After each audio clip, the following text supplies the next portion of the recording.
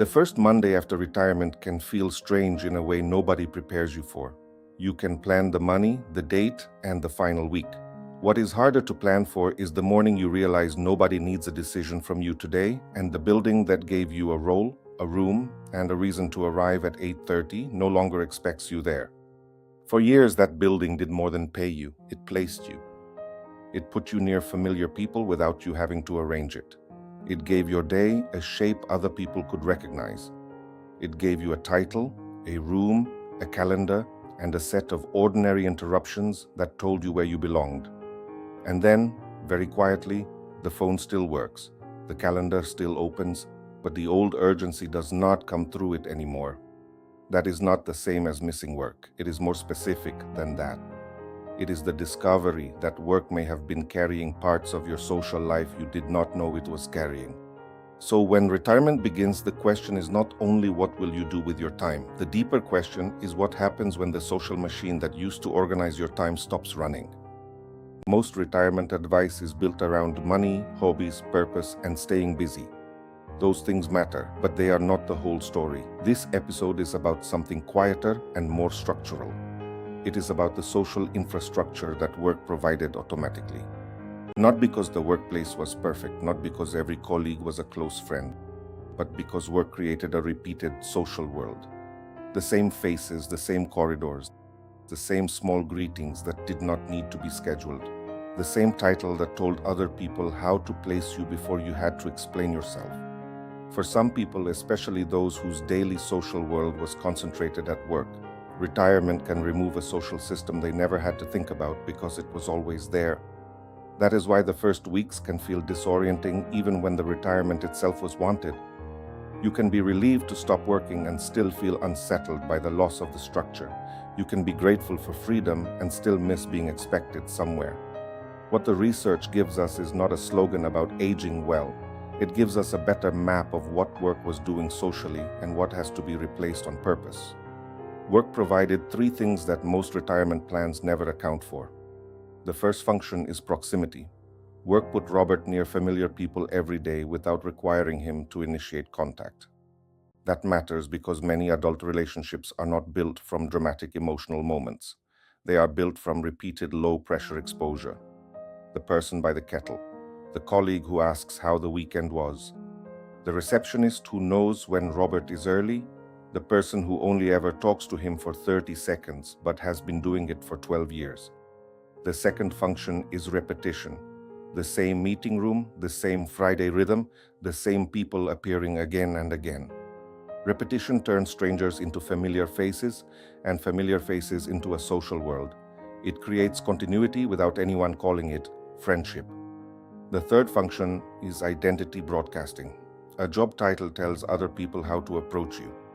It gives a first sentence before you speak. It tells people what room you belong in, what decisions might come to you, and why your presence makes sense there.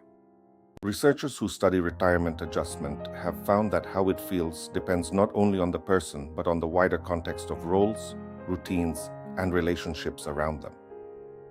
Jungmin Kim and Phyllis Moen, writing on retirement adjustment in 2001 and 2002, treated retirement as part of a wider life context, not just an individual mood.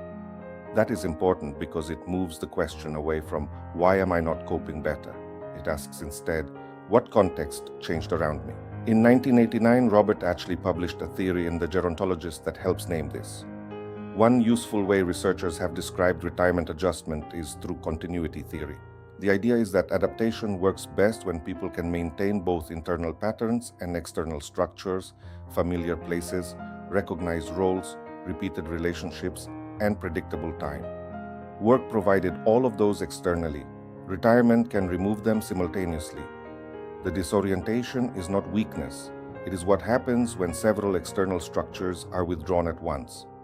Another useful lens comes from Tony Antonucci and colleagues, who developed the convoy model of social relations. The idea is that people move through life with a convoy of relationships around them, and that convoy changes as roles and circumstances change. Robert's work convoy was not only his closest friends, it included the colleague he saw at the printer, the person who always asked for his judgment, the team who expected him in the room, and the newer staff who knew him mainly by role. When he retires, those people may still exist, but the route to them changes. The office no longer delivers them to him every morning. So the social loss is not only emotional, it is logistical. The old system was automatic, the new one has to be designed. Robert is 57, and by most visible measures, he has retired well. The date was chosen carefully. The pension paperwork was done. The farewell lunch was kind. There was a card with a joke about golf, even though Robert has never much liked golf.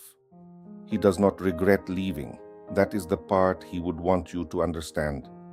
He is not sitting at home wishing he could undo it. But the first ordinary Monday has a silence in it that feels different from a weekend. There is no meeting to prepare for. No one is waiting for his judgment. There is no corridor where people know what his presence means. At 8:15, he makes coffee and briefly wonders whether traffic is bad near the bypass. Then he remembers it does not matter. His laptop is closed. His old pass is in a drawer. The phone does not ring with the old urgency. Nothing is wrong. That is almost the problem. The absence is too tidy to complain about. He has time, he has freedom, and he has a list of things he said he wanted to do. But he no longer has the daily evidence that he is expected in a particular room for a particular reason. Carol recognizes the mechanism through a different route. After a redundancy, she notices that the warmth of her old team was real, but it was attached to the project, the shared calendar, and the standing Thursday call. When the role ends, the warmth does not necessarily vanish. It just stops arriving by itself. That is what Robert is beginning to understand. He has not lost all connection. He has lost the automatic delivery system.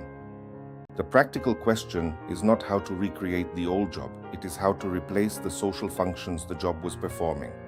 Start with proximity. Where will Robert be near the same people without having to make a special occasion out of it? That could be a class, a workshop, a walking group, a local committee, a men's shed or similar workshop group, a choir, a library shift, or a regular table at the same cafe. The exact activity matters less than the repeated presence.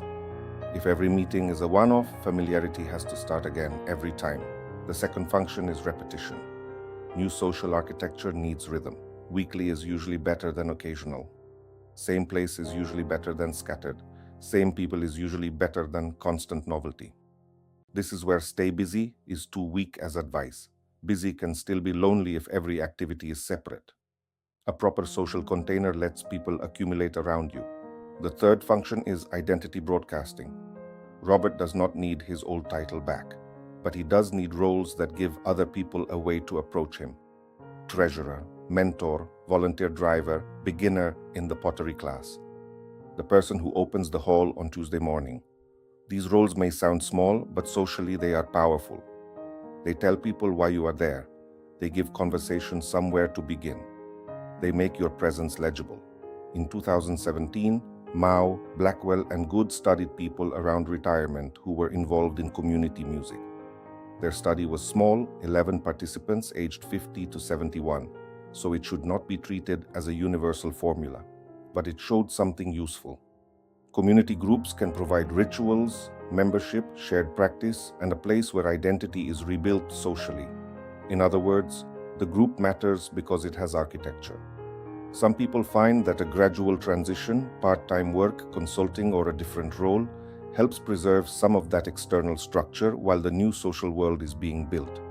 That is not a prescription, it is one example of the larger principle. The task is to notice what work used to provide, then replace the function, not the job. If work provided proximity, choose somewhere you can become a regular. If work provided repetition, choose something with a rhythm. If work provided identity broadcasting, choose a role that makes your presence understandable to others. That is deliberate social architecture.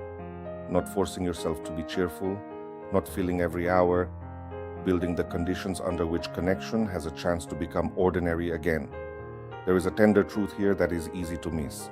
Work friendships were not fake just because work helped maintain them. A relationship can be real inside a structure. The fact that the structure mattered does not make the warmth meaningless. The corridor conversations counted. The small jokes counted. The person who noticed you were quieter than usual counted. The people who knew your habits, your competence, and your place in the room counted. It is reasonable to grieve that. It is also reasonable not to want the whole job back. Both can be true at once. You can miss the social world without missing the pressure. You can miss being expected without wanting to be exhausted again. You can miss the role without wanting to become trapped inside it. That is why retirement is not a character test. It is a design problem. The question is not whether you are interesting enough to have a social life without the job. The question is what the job was doing socially and where those functions will now come from. That sentence changes the assignment. It takes the shame out of the room. You are not trying to prove you still matter. You are trying to build a life where mattering has places to happen. So if retirement has felt stranger than expected, it may help to ask a more precise question.